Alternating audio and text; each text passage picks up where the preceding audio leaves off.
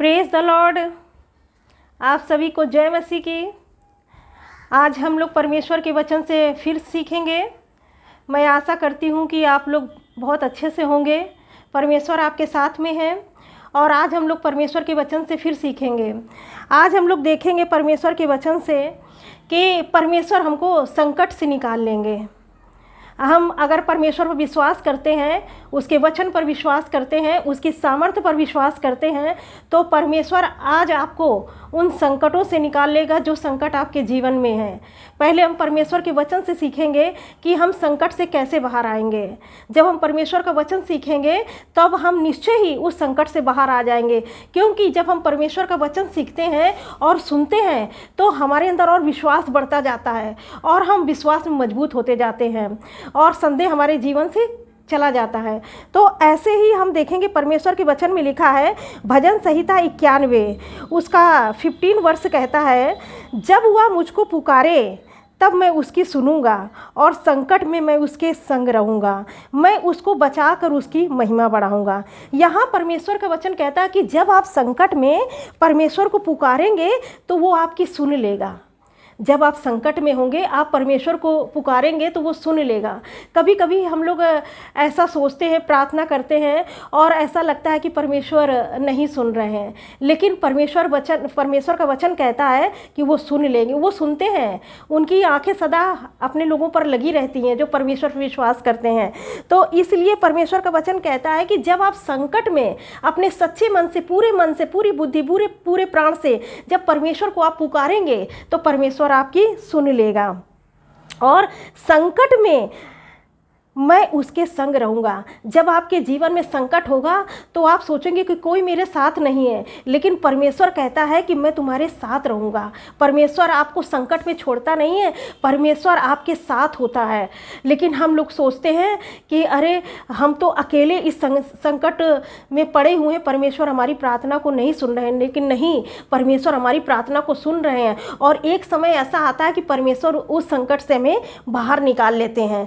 हम देखेंगे यशाया चैप्टर 43 और उसका 2 वर्ष यहाँ लिखा हुआ है। हम देखेंगे 43 का 1। यहाँ पे लिखा है, मत डर क्योंकि मैंने तुझे छुड़ा लिया है, मैंने तुझे नाम लेकर बुलाया है, तू मेरा है। जब तू जल में होकर जाए मैं तेरे संग रहूँगा।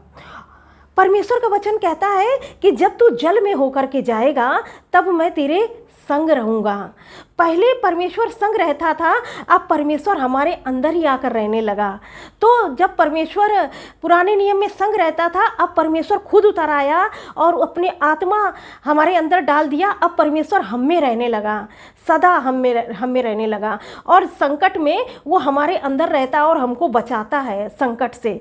यहाँ पर लिखा हुआ है, जब तू जल में होकर जाए तो मैं तेरे संग संग रहूँगा और जब तू नदियों में होकर चले तब वे तुझे डुबो ना सकेंगी।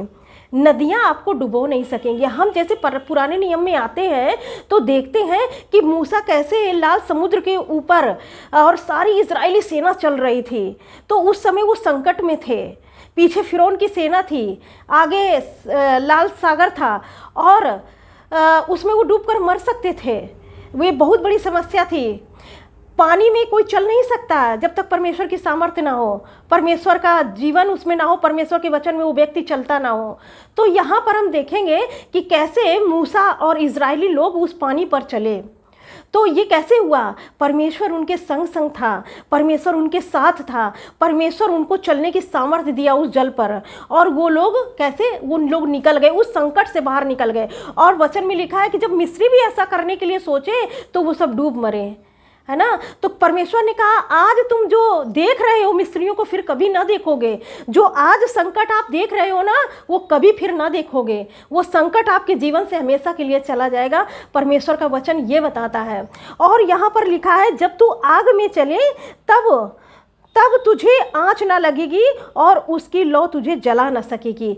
जब आग में चलेगा, यहाँ पर कोई साधारण व्यक्ति आग में नहीं चल सकता, क्योंकि आग की लपटें उसे जला देंगी। लेकिन परमेश्वर पर विश्वास करने वाले और उसके वचन को मानने वाले और उस पर चलने वाले, वचन कहता है कि वो जब आग पर होकर चलेंगे, आग में होकर चलेंगे तो उनको आँच ना लगेगी और उसकी लौ तुझे जला ना सकेगी। तुझे, परमेश्वर का वचन कहता है कि जो प्रभु के यीशु को वचन को ग्रहण करता है और ये विश्वास करता है कि तू उसको आग जला नहीं सकेगी। जैसे कि हम सद्रक मेशक अबेदनगो के जीवन को देखेंगे कि वो आग के भट्टे में थे और वो परमेश्वर विश्वास करते थे, उन्होंने अपने शरीरों को अर्पण कर दिया था। तो परमेश्वर आज हमें यही देखता है कि हमने अपने आप को कितना अर्पण किया है प्रभु को। ये सब चीज़ें जो आप देख रहे हैं कि आप जल में जब होकर चलेंगे तो परमेश्वर आपके संग रहेगा, जब नदियों में होकर चलेंगे तो नदियां आपको डुबो नहीं सकेंगी, जब आप आग में होकर चलेंगे तो उसकी लौ आपको जला नहीं सकेगी। ये सब ऐसे नहीं होगा, ये सब ऐसे नहीं होगा। ये जब होगा, ये एक अलौकिक शक्ति है जो परमेश्वर की ओर से मिलती है। तो ये पवित्र आत्मा आपको सामर्थ्य देता है जब आप परमेश्वर के साथ अच्छा रिश्ता बनाते हैं। जब परमेश्वर के लिए आप सब कुछ छोड़ने को तैयार होते हैं, तब ये सारी शक्तियाँ आपके जीवन में आती हैं। ऐसे नहीं कि हमने 1 घंटा प्रार्थना कर लिया, 1 दिन उपवास कर लिया। ये एक बहुत लंबा प्रोसेस है परमेश्वर के साथ में, और आप जब इस प्रोसेस को पूरा करेंगे तब आप किसी भी संसार की चीज़ों को परमेश्वर से ज़्यादा अधिक महत्व नहीं देंगे। सबसे पहले परमेश्वर आपके लिए होगा। अगर संसार की चीज़ें आपके सामने आ रही हैं तो आप संसार की चीज़ों को छोड़ देंगे और परमेश्वर के साथ साथ चलते रहेंगे, और परमेश्वर भी आपके साथ साथ चलता रहेगा। तब ये अलौकिक शक्तियाँ आपके जीवन में पूरी होंगी। क्योंकि यहाँ पर लिखा है, सद्रक मेशक अबेदनगो ने, इन्होंने अपने शरीरों को अर्पण कर दिया। उनको ये थोड़ी ना पता था कि परमेश्वर अपने, उसमें लिखा है कि चौथा पुरुष भी आ गया। उनको ये थोड़ी ना पता था कि प्रभु यीशु मसीह भी उतर आएगा और हमको बचा लेगा। उनको ये पता था कि हाँ, संकट में परमेश्वर हमको निकाल ले। अगर मेरा शरीर भी जल जाए परमेश्वर के लिए तो भी हम परमेश्वर के लिए अर्पण कर देते हैं। तो उन्होंने ये नहीं कहा कि हमको बचा ही लीजिए, आके आइए परमेश्वर, हम आग में जा रहे हैं, हमको परमेश्वर बचा लीजिए। उन्होंने वचन में लिखा अपने शरीरों का भी मोह नहीं किया और अपने शरीर को भी अर्पण कर दिया। जब आप अपने जीवन को परमेश्वर के लिए अर्पण करते हैं ना, तब परमेश्वर आपको उन संकटों से निकालता है। तो परमेश्वर चाहता है कि आप ऐसा जीवन जिए परमेश्वर के लिए जो अर्पण किया हुआ हो, परमेश्वर को अपना जीवन अर्पण कर दिया गया हो परमेश्वर को। तब आप परमेश्वर के सामर्थ्य को देखेंगे। ऐसा नहीं है कि हम सिर्फ संकट में निकलने के लिए परमेश्वर के पास आए हैं तो फिर हम अगर लाभ के लिए सोचते हैं हमारा लाभ हो प्रभु यीशु मसीह में आकर के, और हम परमेश्वर को ना जाने। परमेश्वर चाहता है कि पहले आप उसको जानें, तब वो आपको लिखा है छुड़ा लेगा। जब आप परमेश्वर को जानेंगे ना तो आपको छुड़ा लेगा, तब वो आपको संकट से निकाल लेगा और आपको प्रार्थना भी नहीं करनी होगी, क्योंकि आपने उसके नाम को जान लिया है, उसकी सामर्थ्य को पहचान लिया है, उसके प्रेम को जान लिया है, उसके बलिदान को पहचान लिया है। इसलिए परमेश्वर आपको छुड़ा लेगा, वचन कहता है। तो इसलिए मैं यही कहना चाहूँगी कि आप अपने परमेश्वर के साथ अपने जीवन को परमेश्वर को अर्पण कर दीजिए। अर्पण करने का मतलब ये है कि आप सबसे ज़्यादा अपने जीवन में परमेश्वर को महत्व दीजिए। परमेश्वर के लिए अपना समय निकालिए, सबसे पहला स्थान परमेश्वर को दीजिए। परमेश्वर के लिए हमेशा तैयार रहिए, उसके राज्य के लिए, उसके वचन के लिए, उसके वचन में जो लिखा उसके अनुसार अपना जीवन बिताइए। तब वो परमेश्वर की सामर्थ्य जो हमारी समझ से परे है वो आपके ऊपर प्रकट हो जाएगी और आपको प्रार्थना भी नहीं करनी पड़ेगी, क्योंकि परमेश्वर के नाम को जो जान लेता है, वचन कहता है मैंने उसको छुड़ा लिया है। तो वो परमेश्वर ने आपको छुड़ा लिया है। परमेश्वर इस वचन से आप सबको बहुत आयत की आशीष दे। आइए हम लोग छोटी सी प्रार्थना करते हैं। हम लोग परमेश्वर से प्रार्थना करेंगे। परमेश्वर छुड़ाने वाला है और वो अद्भुत कार्य करने वाला परमेश्वर है।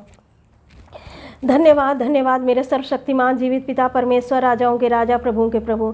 जैसा आज हमने आपका वचन सुना परमेश्वर पिता, प्रभु हम प्रार्थना करते बहुत आज लोगों के जीवन में कार्य करे परमेश्वर पिता, वो अपना अच्छा रिश्ता परमेश्वर आपके साथ बनाने पाए और वचन के अनुसार ही अपना जीवन जिए परमेश्वर पिता, क्योंकि जो आपके वचन के अनुसार अपना जीवन जीते हैं उसके अंदर पवित्रता आती है परमेश्वर पिता, और वो उन अलौकिक शक्तियों से जो परमेश्वर आपने दिए वो भर जाता है और पवित्र आत्मा के कार्य उसके जीवन में होने लगते हैं। हालेलुया। परमेश्वर अपने वरदानों से भर देता है परमेश्वर पिता। हम धन्यवाद देते हैं प्रभु कि आपने अपने वरदानों से हमें भरा है प्रभु, आपका वचन कहता है परमेश्वर पिता।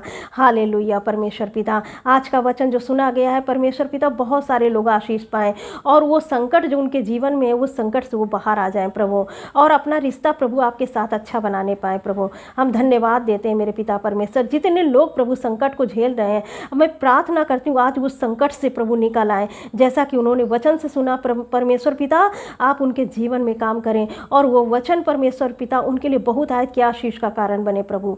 धन्यवाद देती हूँ प्रभु जी। इस छोटी सी प्रार्थना को यीशु के नाम से मांगती हूँ, आमीन। आप सभी को जय मसीह।